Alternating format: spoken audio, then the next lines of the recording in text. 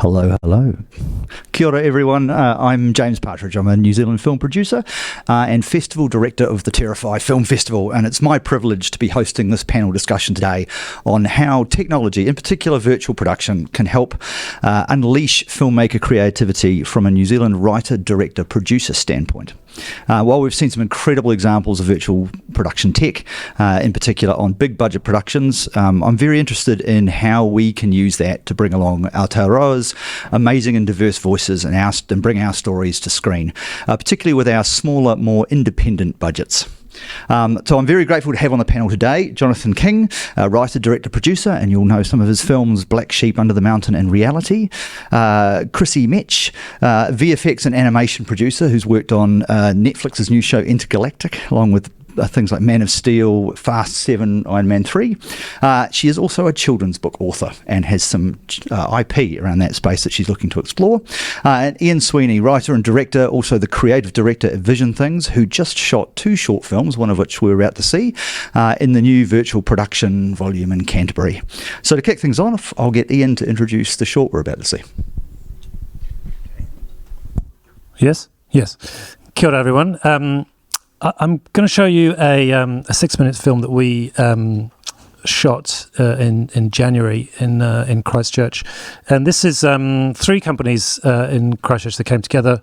Resonate Films, who are a local production company, Cerebral Fricks, who are a game company, and Pixel, who have the LED screens and the tech, came together and wanted to show that we can do virtual production in Canterbury.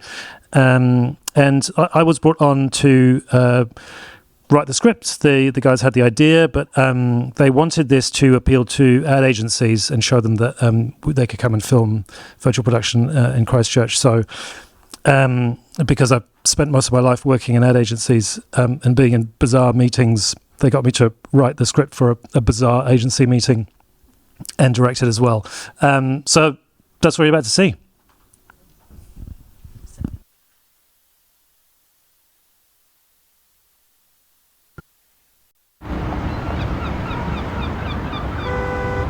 Yes, we're really excited to share the ideas. Yes, you get to meet the creative. He loves presenting the work. Such a great storyteller. Yes, all right, we'll see you tomorrow, Patrick. Good news, the client is super excited about the presentation tomorrow. Great. And he said not to worry about the budget, he wants big ideas, but nothing too expensive or too big, because those are really hard to sell internally. Oh, totally. Kia ora. Sorry I'm late. So, easy insurance brief. How'd you get on with the ideas? Good.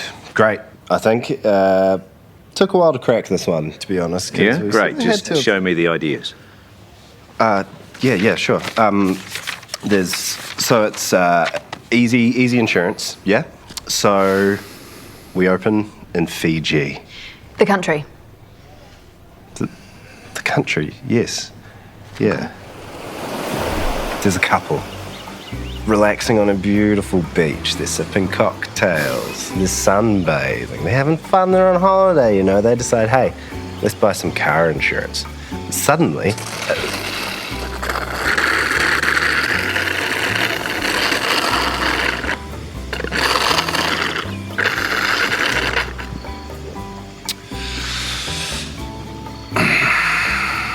Monkey comes down from a palm tree, grabs the phone, finishes off the online transaction for them. Because it's so easy to do. Production-wise, I see some issues. Client-wise, I see some problems as well. Like what? Like there are no monkeys in Fiji. Could be a CG monkey. I'm thinking craft line. See, now this idea is growing on me. CG animals are expensive, but I think maybe the budget could stretch to a CG spider or a worm. Spider can't work a phone like a monkey. What about worms? What else have you got? What else? Oh, yeah, heaps, actually. Lots. Hey, yeah, picture this. Antarctica. Okay, this is the story of 2 explorers. They're lost. Okay, they're cold. They're hungry. They're scared. They are going to die. They need life insurance. It's funny, yeah? Shall I book the tickets to Cannes now or later? CG polar bears. Expensive. Yeah, I shot in Antarctica once. Oh, wow. Really? Well, it was in Chicago, but it was bloody cold.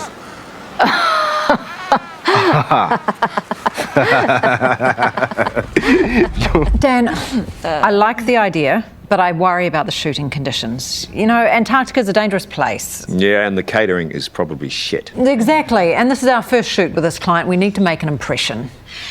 Would the idea work in a location that's a bit more Ponsonby? Bit more Ponsonby, like what? Ponsonby? Why would an Antarctic explorer be in Ponsonby? Well, maybe they're lost. You see, that's why you're the ECD. Okay, well, let's... I don't like Fiji, don't like Antarctica, but... Picture this. Mars. The planet or the chocolate bar? The planet. The red planet. Humanity's final frontier. Except this isn't some regular TV commercial. This is going to be a stunt, yeah? Guaranteed titanium lion. Because Easy Insurance is going to be the first company to offer insurance on Mars. Yeah, I like that. But instead of it being a TV commercial, we should do it as a stunt. As in actually offer insurance on Mars. Genius. I love it. Exactly what I said. Well, it's my job to push the ideas. Just one small issue. If we don't shoot anything, we can't mark up any production costs, which might be the best solution for the client, but we won't be making as much money. Damn it. Yes, you're right. Okay, TV commercial it is. I do have some concerns about shooting on Mars, though. Go on. Well, the cost, the health and safety implications, and the fact that it is totally impossible. Yeah, it's a good point.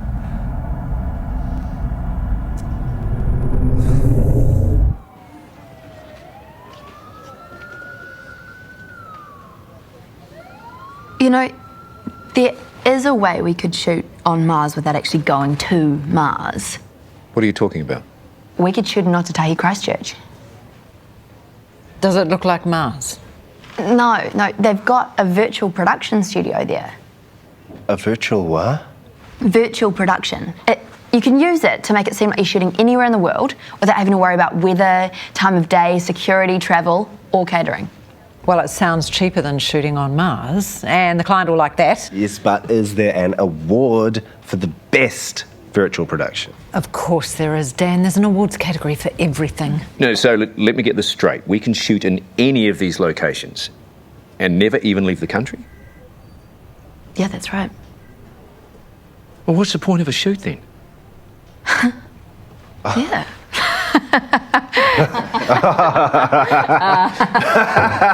Okay, let's just pitch the Fiji idea and see if we can get some more money for the CG monkey. I still kind of like the worm. Yeah. There are no... Okay, cut. That's lunch, everybody. Thank you very much.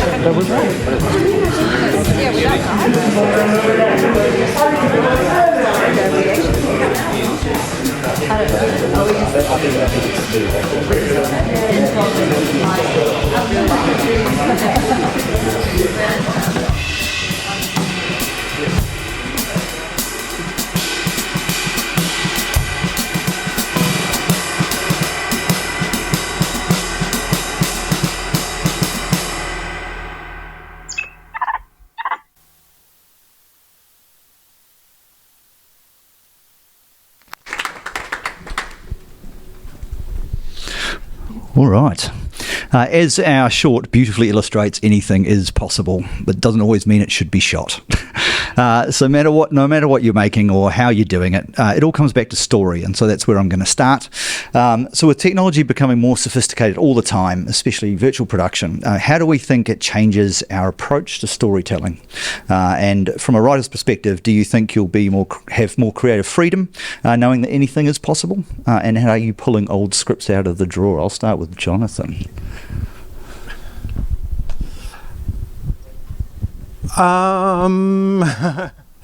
I think most writers well, I don't know. You got to. I think you've got to feel like it has a chance of being a script. I guess you've got to feel like it has a chance of being made somehow. But I think, speaking for myself, once I sort of start, a lot of that goes out the window. Anyway, you're trying to write the best story you can. Yeah, but I guess I'm interested as a filmmaker. How maybe.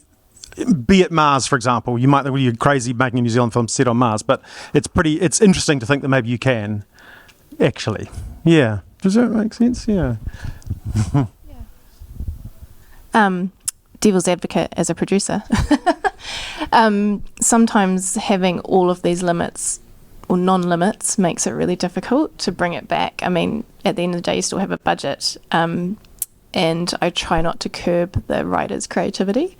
As a producer, it's really hard to be that person like her going, the monkey, and you've just put it in water. Did you want to make me cry? I just, and then he's now in a sandstorm.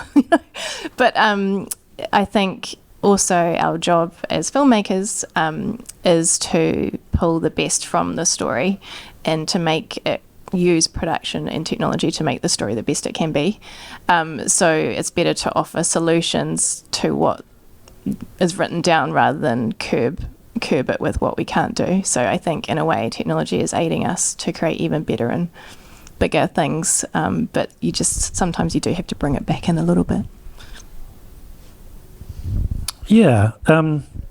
I feel sometimes it's a first draft and a second draft problem, with a lot of things as well. Because I think in the first draft, you want to just let your imagination go wild, but then reality kicks in. Because I think a lot of the time, I don't know. I mean, from an advertising point of view, I always get given a budget, so it's always less than you want. So I think you very quickly have to go, how are we going to make this? Really, so it's always about money, unfortunately. Yeah, but I think something like this, something like virtual production, does make a lot of things more feasible, which is good, because I think some of the ideas that will disappear in the second draft maybe get to stay in all the way, hopefully. Cool. Chrissy, you had a good point the other night, and similar to what you've just said, was, a watch out for writers and teams is not to immediately just say, hey, we're shooting this as a virtual production, or we're shooting this as that. How do you go about, from a producer's perspective, approaching that conversation and making sure that, you actually serve the story by using technology as opposed to just immediately going, that's how we're going to do it? Well, it's easy to talk if you've got a bit more money to play with, but the easiest way is to obviously show them. If you've got pre-production time, that's really handy. If you've got some spare money that you can tap into, or what we would do is use part of that budget, hopefully, as R&D, something like that. And most of the time, they don't believe you that you can do it a certain way until you show them, obviously. So it's worth spending that money up front, and on the big shows, or whatever, we call it a panhandle. So you've got your test sequence or your test shot, whether it's a night shot and a day shot, or your VFX shot or something really difficult, and we do that first and just reaffirm the trust, and in the technique that they may have wanted or not wanted, to pull off the look, basically, and then you go from there. I think that's the easiest way. And Ian, you had an interesting example of the Air New Zealand safety video where they came to you and said you should do that. Do you want to talk us through that example? Yeah, I mean, Air New Zealand's a client who really loves a good tech story, I guess, and they had heard of virtual production. They were very keen to shoot the last safety video using only virtual production, and I think very quickly people were convincing them that maybe that was a part of the process, but not everything, because and because I think they were excited by it but didn't quite understand how it fitted in. So in the end we used a bit of everything, really. Bit of green screen, bit of virtual, a lot of practical as well, and I think there might have been a little bit of disappointment on their part, that it wasn't it wasn't the Mandalorian safety video, but I think it needed to be what it needed to be. But yeah, careful hand holding, I think. Can I say something about that, guys? There. It's interesting you said like a little bit of different things, a little bit of practical and a bit of green screen. I heard this talk with, I think it was John Landau, who's James Cameron's producer, who said something about James Cameron will try, like a sequence of things happens, will try to do a different, use a different technique for each shot within a sequence. So you're not going, it's miniatures, it's rear projection. But he's such a kind of canny filmmaker, even if you love his films or not. He's such a, technically canny filmmaker. He knows how to put sequences together with so you're doing what's right for the shot or what's right for the stuff. And but before you can quite put your finger on what's done, he's doing something different in the next shot, so you can't always tell exactly what it is. So I think, from a filmmaker's point of view, really interesting and exciting and important to kind of understand how this works. But it is, I think, a bit cart before the horse to say, we're going to do it all this way. It's got to be what's right for the sequence or the shot even. It's part of the mix, I suppose, for a lot of projects as well, yeah. Yeah. And then I guess, it, as you rightly pointed out, Jonathan, it's about serving the story. And so how do you see things like virtual production helping New Zealand filmmakers get around some of the creative challenges they have, particularly working in indie budgets? It's not about the, wheeling, as we saw this morning, wheeling in a giant, pirate ship into a 60-foot high volume. How could we, for all three of you, how could we utilise this technology to solve some of the creative issues or challenges we have as independent filmmakers? Well, I thought you said something really interesting. We had a little pre-chat the other night, but you at the same time as you shot this, you shot another film set at dawn. Is that right? Dawn or dusk? Yeah, dusk. Yep. Right, and so dusk only obviously lasts for 20 minutes. In Days of Heaven in the 70s, Terrence Malick and Vilmos Zsigmond famously just waited for magic hour every day for a year and a half. But you could shoot a film at dusk. You could do a day's shoot and get dusk for a shoot or something, which I thought was really interesting. Yeah. We were also on that one moving trees around, to suit the shot really, which is incredible. It's the kind of thing that you joke about. I think when you're on location, it's not quite working, or can you get rid of this? Can we get rid of that? And then now we can do that, which is fantastic. But I think as well, things like The Office in that Adversity and Co. film, we were able to put the Sky Tower out of the window, which wouldn't really exist. I don't think that's there's no office building there. Choose the logo, put it on the wall, and that would have been hundreds of thousands of dollars just making that neon sign. And we're able to do it for, I won't say with the click of a button, but a few clicks of a few buttons. Hey, Chrissy? It was about being creative, wasn't it? I was so interested in what he was saying. It's creative approaches to solving challenges, particularly as an indie filmmaker. Yeah, I think we always have to be creative. And one of the sayings I have, if you're on my team, there is no. So I don't want to hear that you can't do it. I want to hear you can't do it, but here are some solutions. And I think as a producer especially, I think important that your team have a creative team, being creative yourself and keeping that floor open so that, the cleaner or the cup of coffee person or whoever it is can come to you and say, actually, I thought of a great idea. Why don't we try this? And then you try it, So I think Kiwis in particular, we talked about this the other night too, Kiwis are really good at just trying anything. And I think that's in our nature and the number 8 wire and all of that. And being overseas and being in those companies overseas, it is actually a really special quality. We think it's just that's just how we are. It's all good, but actually it is really special, and people overseas don't have that quality. So the fact that we bring any creative solutions to the table is really special. One of my favourite effects in that shot, the short that we just saw, was when the creative director enters, we hear the door go click click. And just as he walks in, but I'm sure there wasn't a door there, but it just totally, the room just kind of doubled in realism just by a simple thing like that. I thought it was really lovely. Yes, interesting, yeah. Cool. And so I guess, those decisions and those discussions up front are quite important. And so I guess my next question is, when you're thinking about using something like virtual production or any sort of technology, really, who should be in the room and when? And because it's sort of changing the production process quite a bit. So obviously there's a lot done post further down the track. And now you're bringing some of those, people into the room at the beginning. So what are your thoughts on who should be in and around and when and where? Everyone. Yeah, it's interesting. I think, I knew nothing really about virtual production before doing this and didn't know who did what. And I think it's important that writers or directors, if they don't have any experience, are just sat down and told how it works. I think that's really and what it implies. So I genuinely do think it's everyone who has a hand in it. So I suppose the person who's, in my case, typing the script knows what's involved. Yeah, and just to add for that, on a money point, of course, I think what we've heard a lot today as well with all the other talks is it's really hard to redo it and go back with, the standard linear pipelines and things like that.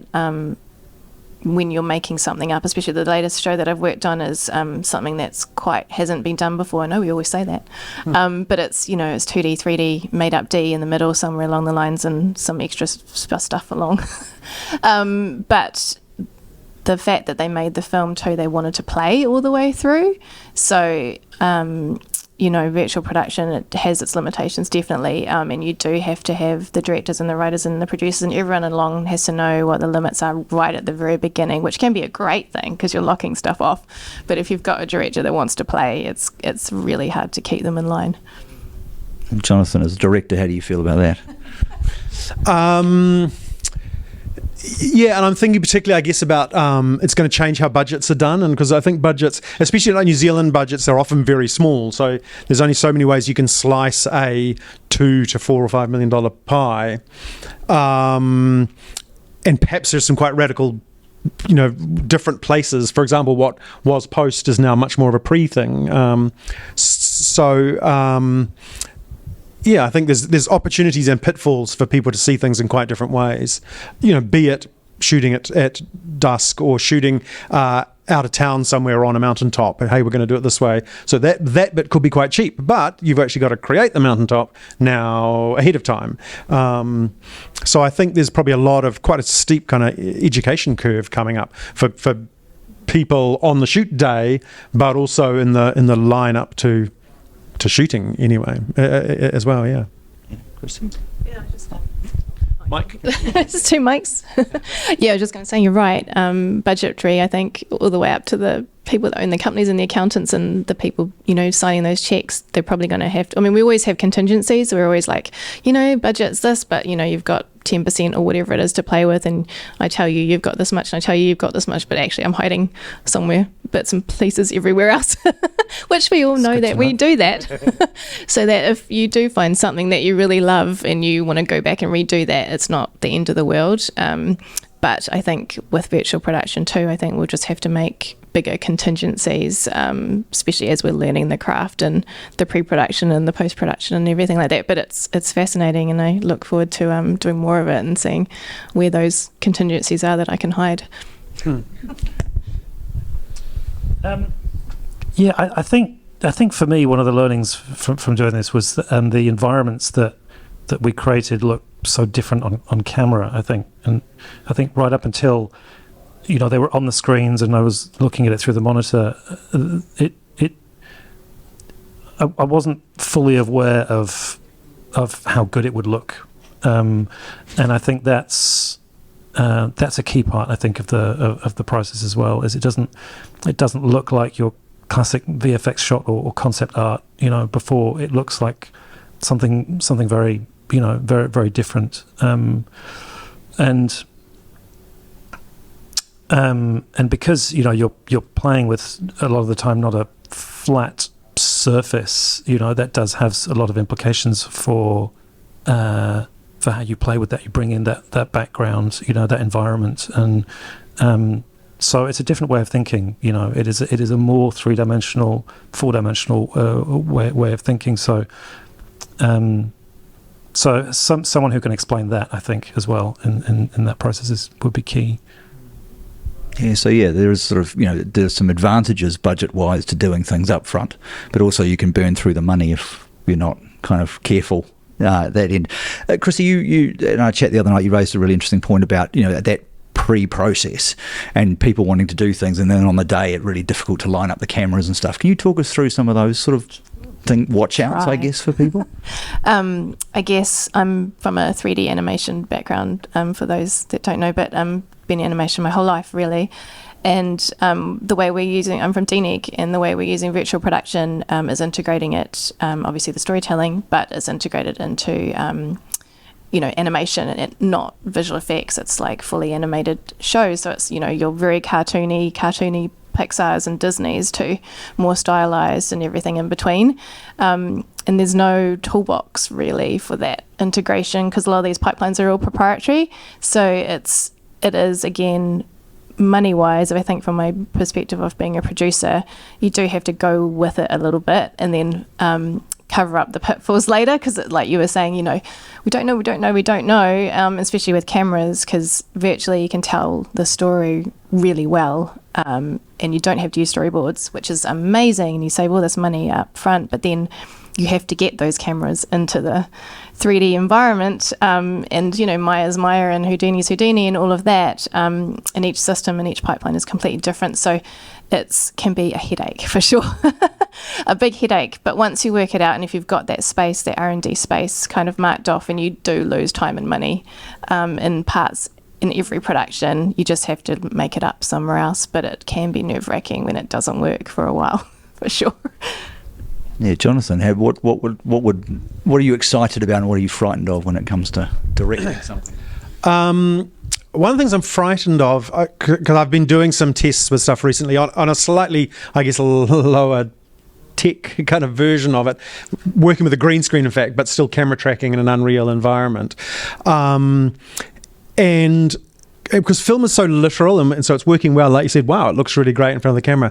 But when things are almost working but not quite, they're 96% of the way there, that's like, hey, it's really great that we got to 96, but it's not good enough. It's just not right, And so we were doing this thing with the camera tracking was almost working, but then it would go, and one little, forget about it, it's all gone, it's useless. So it's I guess it's unforgiving in that if the tech is not quite working, just not quite, that 1, 2, 3, or 4% can totally blow it all out of the water. So how do you solve that? What do we have to do to make sure that there are less sort of hiccups along the way? Particularly something that's new. Yeah, well, I guess it's people, and so from my point of view, I was saying to the sort of technical people I was working with, like, how do can we fix this? And they're like, oh yeah, we totally can. But it wasn't kind of, it wasn't fixed straight away. And the traditional filmmaking pipeline is like 100 years old, and it kind of works. And we've been road testing the iterations as we go. But something that's actually so new. Lots of people are interested in it. Lots of people are working real hard to do it, but there are still things that don't work. And I think you even described several days or weeks of build up to your shoot. Yes. I mean, and on the shoot, everything was very smooth, but there was a lot of testing. But I wanted to ask, when you say you're scared of that, do you mean in terms of it's going to just put you massively behind, or you just mean that the finished product isn't going to be as good as you hoped it would be? Or both? No, possibly neither, actually. I guess it's just confidence about... Yeah, confidence. As it confident that I understand how to use it as a tool and that it will work.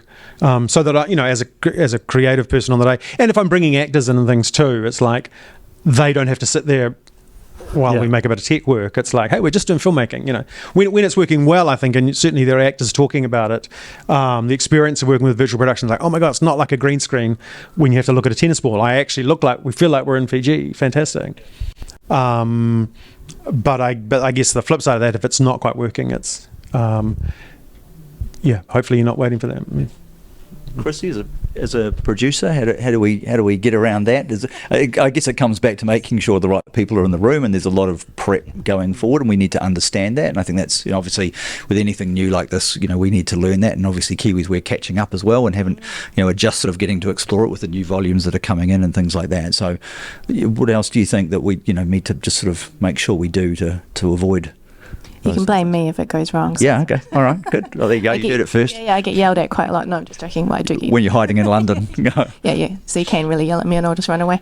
No, it's a really good bit. But you can say that on any project. Every project, maybe one. I mean, I've lost count, 14 feature films now, and I don't know, lots of TV series. And every single project has something that doesn't work, or you didn't plan for, or you didn't predict, or COVID. Hi, COVID. The last show I did was a pandemic show all the way through. It was all done at home with my 4-year-old son. So I think it comes down to at the end of the day, the team you're with and trust, and that will find a way. And I think that it really is a big part of it, and I think the directors and us all involved as filmmakers, we have to be open to doing things another way. So, and not just what was the saying, dead fish or whatever, beating a dead fish on the table or whatever it is. That saying. So it's just stop beating the dead fish on the table or whatever it is. Like, let's stop and just reassess. It's not working. We're running out of time. We've still got some time left. We've still got some money left. Let's try something else. And I think that's where you have to all agree to do a pivot. So you got to call it. And you kind of know when you have to call it, and that's my job to call it sometimes and go, hey, we need to stop. Yeah, so you feel like it's not that scary. It's just like another new thing that we can use to tell our stories. And as a producer, I guess it's you need to get your head around that and understand that it's part of the natural production process now, and you should deal with problems the way you'd normally deal with them. And you go through that. Yeah. So you asked about what excited about and scared about. So I feel like we only talked about the negatives, but I started on the negative track. But what I'm excited about is I'm really excited about being able to have things that the traditional pipeline would say that you can't afford, like the kind of budgets I get to work. We work on, which hopefully is still millions of dollars, but big sets, basically rooms that you couldn't afford to build. You could build digitally, and maybe it's a location you're only going to for one scene. It's like, hey, we can't justify building that for one scene, or the thing you've got in mind only exists in Venice. So, but maybe we could build that, and so I'm really excited about that. And that's the thing I'm most excited about really is navigating. Resource. All filmmaking is navigating resource limitations, but it's a way of perhaps opening up possibilities of what you can put on the front of the screen. I think one of the great things is just not shooting on a green screen as well for the actors, because I think that was. I think when we made that film, we could really feel the difference. The talent were in wardrobe and felt part of the environment. They understood where they were. Even if it's just the office, they understood who they were in that office and understood that they were. They felt like they were in Antarctica, and I think that's huge. I think, having done quite a few green screen shoots, it's just so. I think it's hard work for people because it's just such an artificial environment. Sorry. Children actors. Yeah. I'm sure. Yeah, that's right. So that was great. That was fun, and it just makes for a more pleasant shoot day, I think, as well, because you don't feel like you're locked up in a room for hours on end, which I don't like. That's cool. And one of the things I'm actually particularly passionate about is making sure that we get more investment in New Zealand film and obviously get sales attachment, which is a big part of the thing as well. And so the pitch process is a lot more challenging than it used to be going overseas and selling your content, because obviously you want to do that to gain the investment. The pitch deck, the script and the concept footage is actually even more important now than ever before. And a lot of films don't get, or television shows don't get sold just on a script. So how do we see, obviously things like virtual production playing into the pitching process, being able to shoot concept footage for a film, making it look as close to the real thing as possible, so they can, sales agents can sell territories. How do you see, that being an exciting world to explore to help you get your films made? Jonathan, I'll start with you. I guess I think it's probably a double-edged thing, because people always want you to make the film before you've made the film. It's like, hey, I'm really interested. Just show us the film, and then I'll tell you if I'm going to buy it or not. And which is, unbelievably hard to get to make the film. Like, nobody wants to be the first person to pay for anything. So I guess, you're probably, because it's interesting, like to build a whole environment that you could, for a whole scene in your film, you might still have to build that whole environment just for one shot in your sizzle reel. So again, there's possibly front-loading costs into those things too. But it's, I guess, from my own point of view as a writer and director, I'm trying to teach myself as many of these things as I can, so I can still make some of these things without having to pay anybody else to do it. Certainly at a pre-production, pre stage. Yeah, for things like concept art and reels and things.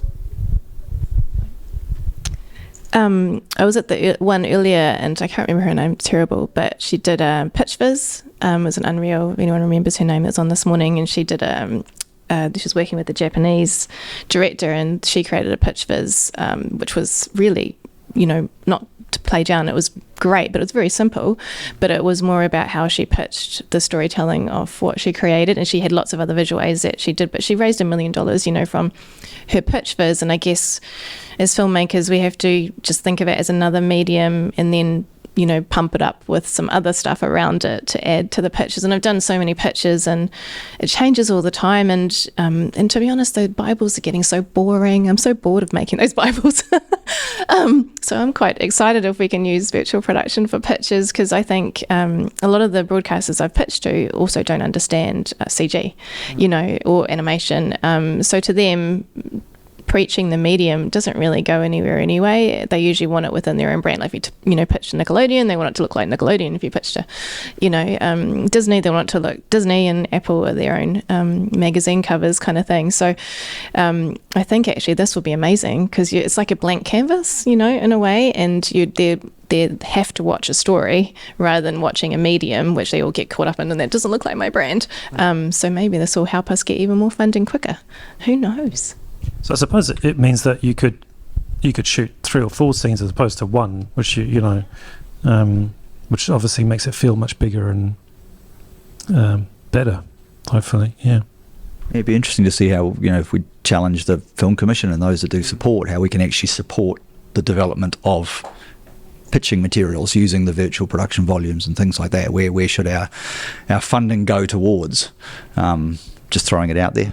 Obviously, we're not going to solve every problem today, but that is a big part of it. And it's where do you find the money for that, let alone the project itself? So maybe, speaking to the agencies and how we go about supporting that, because that's a big part of it. We want to track the money here. We want to develop our own IP and have the benefit of that IP come back to New Zealanders. It's a big thing. It's one thing to be a service provider, but it's another thing to generate IP internally.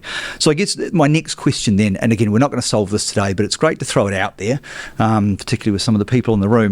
What do you think for New Zealand creatives the next steps are? What do you think we should, I'll give an example. I was at a talk, an AUT talk, and there was sort of a great fight between producers going, this is the greatest thing in the world. No, it's going to blow our budgets out.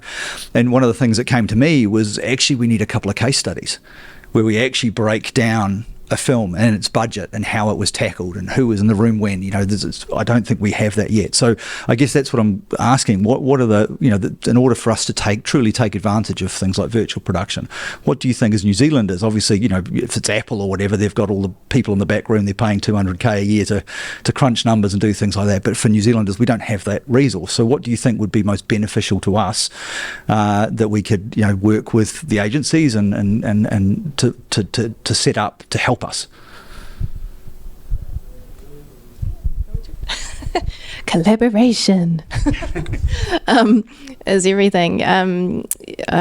Schools, I love schools. I was just at media design school only a few days ago, and in London we work really closely with the schools. So I think especially for New Zealand being small, we need to collaborate together, like you said, the agencies, but the schools, we need to train more people. We need to, one of the things that I look at with projects is how much percentage of this project is going into training, people coming up through the industry. And I think that's really important with internships and all of that kind of thing. And I think it's our responsibility to put some of that budget aside for training and within our community. And I think with the virtual production, it's a great time to do this and collaborate early on with our schools and our agencies and all together with our companies and put aside some of those budgets and just do it, together and collaborate more. And New Zealand's so good at that, and, lots of things get tested here all the time because we have a small manoeuvrable population. So I think we should just gather up together and become the virtual capital of the world.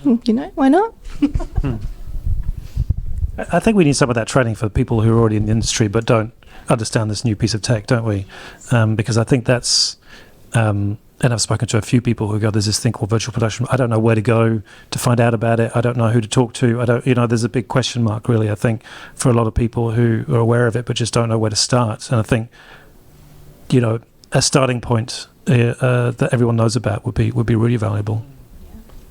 Yeah, so I think filmmakers, but people who are interested need and want to get to try it out in kind of low stakes way, or with an opportunity to work out what works and what doesn't work. But I thought the other thing you said was really interesting was collaboration, because we actually have to collaborate with people we didn't know we had to collaborate with before. There's whole new skills and whole new kind of jobs, literally, who are going to become vital parts in the pipeline, and they're probably 15 and they've been doing it for 10 years, and we've got to make room for those people to come in and trust those people and draw on those people. So which is exciting thing, and that comes back to training too, I think. So opportunities for young people who are probably doing the real homework and working out how to do these things, and we're going to have to be collaborating with people who are making a whole lot of things in ways that the film industry hasn't even made them even 5 years ago, I think. Yeah, it's great. Yeah, access to resources and collaboration. That'll solve us. Look, it's a really exciting time, and we have massive opportunity in this country, particularly with our storytellers and the stories we have to tell, incredibly diverse, and so we need to be able to take advantage of that, I think. And so that's probably where we'll leave it there. Are there any questions from the floor for our panel at all? Yeah, I'll give you a mic. So, hi, I was at the Batman talk. Unlimited budget, basically, you were saying. But with the same technology, what sort of budgets are you guys working with? Can be the medium. I can go first. Not the same budget as the Batman. My typical budget. So most of my work is in advertising. My typical budget is probably for a production budget anything between $30,000 and $300,000, unless it's an Air New Zealand safety video, in which case it goes to the millions. But typically that's it. So it's and that's kind of standard, I'd say, for a kind of medium TV ad in New Zealand. Which is not a lot of money, and I think it becomes slightly difficult to use virtual production immediately for those kind of budgets. It'd have to be a client with a little bit of money, really, I think, to consider this that kind of tech. Mine's a little bit more. It's not quite Batman, but about the 20 million. So we do have space to, play a little bit, but you can't just go back as much as you would like, as I'm sure Batman could have afforded it if they wanted to. I mean, as a New Zealand feature filmmaker, the kind of budgets I'd look at, it's interesting you say 300,000 for the top ads, because I'd start trying to think, can I make a feature film for 300,000? Which is super hard, but kind of can be done in the very right circumstances. But then, as much as maybe probably 4 to 6 million is realistic or not uncommon for New Zealand films, but really hard to raise $4 to $6 million, and feels super tight to spend $6 million. And then even as much as sort of once you get up to like 8 million, incredibly hard to raise for New Zealand films. And so the biggest film I made was 11 million, and I've never heard the words "no, we can't afford that" as much as I had on the $11 million film I made, as I did on the $150,000 film I made. Yeah. So yeah, I mean, nothing like, and when you start dividing that pie up, there's actually just very little pies left for all of your visual effects, or all of your lighting, or all of your vehicle hire, or anything like that. Really, yeah. Any other questions? Yeah. It's more of a thought than a question, really. I think there's been a few really interesting things come up today for me, and I think I keep coming back to this idea of the barrier to entry for virtual production being it's a high cost, it's an expensive process at the moment, and this idea that actually virtual production to New Zealand film industry is potentially more of a threat than an opportunity, unless it's democratized and it's accessible, and we can use it for creating sizzle reels or proof of concept films, and being able to use it to create pitch collateral and things like that. So I feel like there needs to be some kind of initiative or collaboration to be able to drive the technology to make it accessible, because at the moment it's in the domain of the elite, It's interesting. I mean, Unreal Engine is free to download, and it's free to start teaching yourself how to use Unreal. But it's also quite challenging and take quite a bit of time to learn to use Unreal. I mean, the access to the LED screens is quite expensive and hard to find at the moment. But I guess at the same time, there are ways around that. If you the more canny you can be about it, really, because it's still so wide open and the rules are not written yet. I think there's as much there's more opportunity than threat right now, I think, in that, because if you're interested, you can dive in and start using those tools, or collaborate with people who know how to use those tools, or collaborate with people who have access to those things.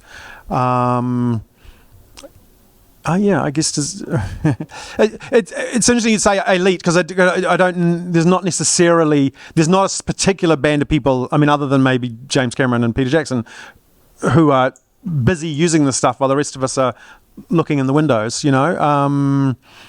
There's a lot sort of going on of people trying to work out how to do it, and the people that dive in and try and claim ownership or show interest, there's opportunity for all those people too. Yeah. All right, I think we'll cut it there. Obviously, the guys will be around. You can have a chat with them afterwards. Hey, thanks so much for your time. Really appreciate it. I wanted this to be sort of an open discussion and put a few things out there for Kiwi creatives to and agencies like Screen Canterbury, who's here, to help and take advantage of. No, but that's the thing. It's the open conversation going, we want to use this. It's a great, exciting opportunity. What do we need to do? What's our next steps to truly, as Kiwi filmmakers, take advantage of this? So it's great to have these guys here. Thank you so much, guys, for being on the panel, and I hope you all enjoyed it. And thank you.